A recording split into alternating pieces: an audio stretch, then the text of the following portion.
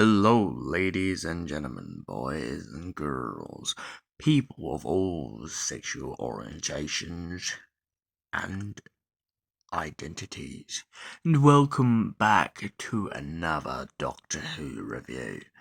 Today's review is The Sunmakers. Now, The Sunmakers is a 1974 to 1981 story. This story is the first ever Tom Baker story, honest to my heart, I ever watched. And let's just say this is going to be a magnificent review. So sit back, grab yourself some popcorn, chillax, and maybe grab yourself some jelly babies and a scarf, because we're about to tell you about a banger. Now, our story starts this way, as thus. A young man in a city has just found out that his father has passed away, and he is paid the Golden Death, which is supposed to be the most respectful way on the planet Pluto for people to die. Though there is a catch. When he goes to the governor's office to pay off the death tax, he finds out that the tax has increased because the tax collector wants more money. This causes him to spiral off and decide that he wants to jump over the railings. The Doctor and Leela arrive and convince him not to jump. Convince him not to end his life. And so the group go to the Undercity in hopes that they can find a solution to this problem and end the reign of terror that is over the people of Pluto. As they pass through the tunnels, Leela mentions the dark and mentions that their newfound friend must be scared of it, since any time that he's in the shadows he struggles to be able to see anything. Then the Doctor remarks that there must not be any darkness on Pluto, for the people of Pluto are always used to seeing sunlight, and so their newfound friend mentions the fact that Pluto has 6 suns. The Doctor's jaw drops, as he is absolutely gobsmacked by the fact that they have 6 suns surrounding Pluto, meaning that it can never be night. As we reach the Undersea, we learn of a group which I would like to describe the Fagin, Dodger, Oliver and Bill Sykes and Nancy of Doctor Who. This is literally the story which is the closest to an Oliver Twist novel, as all the people in the Undercity all embody these traits. One wants to betray, one has to snatch, and all the rest are working for them. Leela is at knife's edge with all of them, fearing that none of them can be trusted of their word. She constantly reminds them that they can overthrow the taxman, and the head of the group, who I like to call the Fagin of the group, points out to her and the Doctor that they have escaped from the facility which all the criminals in the place go. That's why they won't go back to the city. That's why they won't overrule it. That's why they're too afraid of the taxman. So they steal from their own to provide themselves a life, which sadly in their case isn't much of one. The Doctor is given a credit bar to go and withdraw from the bank, but due to a problem at the bank, he gets gassed and sent to the correction centre. When he arrives at the correction centre, later on, he is removed. But Leela doesn't know this, and so her and her new friends believe that he has been captured. So Leela heads to the correction centre to save him. Lo and behold, the Doctor is not there, but the citizen who was locked up with him still is. The 3 of them attempt to escape, and so we get one of the best cliffhangers I've seen in so long. You think seeing a Dalek coming down a hallway is scary? Well, imagine seeing two guys with armed guns coming down from a distance and you can barely see them. The expressions from all three of these people in this picture accurately depicts the horror of what's happening during their escape.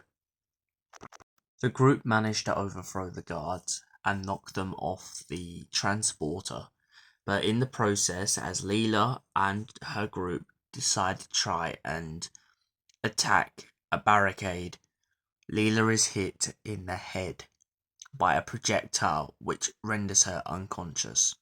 Then she is taken to the correction centre where she is waiting to have her execution. Meanwhile, the Doctor returns back to the underground city with the 10,000 Talmals, I'm guessing that's how you pronounce it, that the tax collector's chief intendant has given him, only to then have to reverse the cameras and attempt to save Leela from the steaming after finding out that she is going to be executed.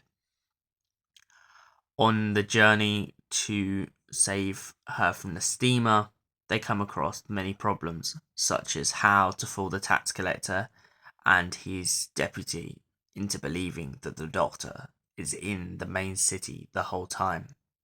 The Doctor devises a plan and manages to trick the security cameras into believing that he is walking up and down one corridor in the city.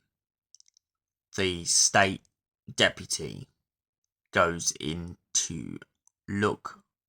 That's it. The governor goes to look for the Doctor, assuming that he is exactly where the monitors are detecting, but him and his secretary are made to look like fools. Elsewhere, Leela is being prepared for the steamer. She has been put inside of a casket, whilst the Doctor is trying to find a way into the machine and to break her out before the condensation flattens her in a split second. The Doctor manages to save Leela from the steamer, but they still have a problem. The tax collector has overheard their plan, and their attempt to reduce the air pollution is still a problem.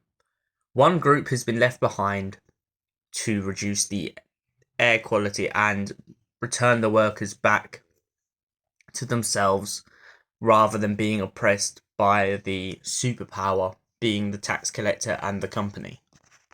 Meanwhile, the Doctor and Leela decide to head off to the tax collector's office in order to thwart him and gain a successful revolution against the company. The Doctor reaches the governor's office and begins to investigate.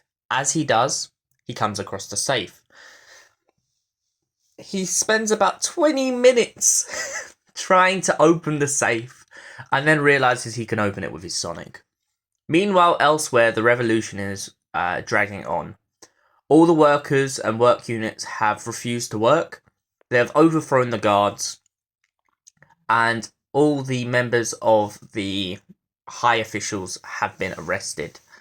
Until we get to this one moment where the Gatherer comes up on the roof, objecting to the workers looking at the 6 suns of their own planet. Elsewhere, his deputy also comes into a running with the rebels, in which she decides to surrender rather than being persecuted for her crimes. Tax collector returns to the office, and the Doctor decides to intervene with him, asking him exactly what the company is and why they are on Pluto. The tax collector remarks the fact that the human race were in poverty on Earth, and so the company took advantage. His people devised a plan. They sent a workforce to Mars, but Mars's resources eventually run dry. So, whilst the people on Earth that were now living on Mars were not very happy, they moved them to Pluto and gave it 6 sons. The only thing is, with the revolution going on and the 6 sons, it gives the humans a problem. They now need to develop space travel off of Pluto, because when the 6 sons run out, the planet will go cold and everyone will die. The tax collector supposes with the revolution apologies. The tax collector then supposes with an ultimatum to end the revolution. There's a deadly gas that he can live, but the humans can't. He goes to activate it, but then it doesn't work out for him. He goes back to his working desk and tries to re-put the input into the desk, but the desk won't do his commands anymore, as the doctor has tampered with it. This drives the tax collector crazy and brings him back into his natural form of a sea cucumber. He slowly descends back into his chair and won't come out. One of the guards asks why he would pretend to be human, and the doctor remarks, Would you take orders from a piece of kelp from the sea? They all laugh, and one of them puts the plug in the chair. The doctor then leaves back for his TARDIS and begins to set off, leaving the humans to fend for themselves and hopefully gain a revolution to all the other metropolises on Pluto, hopefully leading to a better future for the people of Pluto to go back home to Earth. So, the Sunmakers. Was it a good story? Yes, it was. The Sunmakers has lots of twists and turns, and most importantly, it has a great statement on society as a whole and how the masses affect the majority. How tax should be split fairly and not just be used to manipulate and divide the workforces. Each segment in this story proves how the lower class and the upper class are in divide, and how the people working around the tax collector are benefiting more than the people that are working in the workyard. It also shows a society where they are being scared into working through the gases in the chamber. This causes the people of Pluto to not want to rise up until the gases are suspended. The anxiety drug is gone, and the doctor and his friends manage to save them from themselves. So, I give this story a 10 out of 10. Thank you everyone for watching, and we will see you in another Doctor Who review. Stay beautiful.